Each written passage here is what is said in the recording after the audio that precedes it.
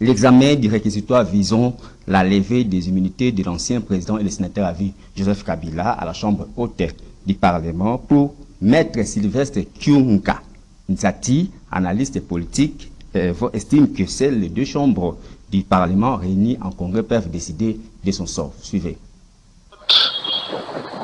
Des articles suivants. Article 104 qui fixe, qui fait du de l'ancien président de la République sénateur à vie. Ce n'est pas un sénateur élu, c'est un sénateur à vie. L'article 104 de la Constitution. Et lorsque nous descendons aux articles 163 et 164 de cette même Constitution, il est dit que la Cour constitutionnelle est la juridiction pénale du chef de l'État. Et donc, ne fût-ce que sur ce plan-là, la haute cour militaire n'a pas compétence pour connaître d'un dossier dans lequel est impliqué un chef de l'État ou un ancien chef de l'État. Ensuite, lorsque nous recourons à l'article 166 de cette même Constitution, il est dit que le président de la République ou le Premier ministre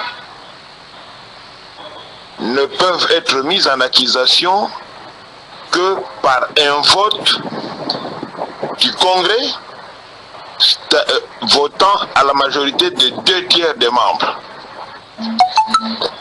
Et si nous lions les articles de la Constitution que je viens d'évoquer, à l'article 8 de la loi portant statut des anciens chefs d'État, qui dispose que pour les actes posés en dehors de l'exercice de ces fonctions, les poursuites contre tout ancien chef, tout ancien président de la République élu sont soumises au vote à la majorité de 2/3 des membres de 2 chambres du Parlement réunis en congrès, suivant la procédure prévue par son règlement intérieur.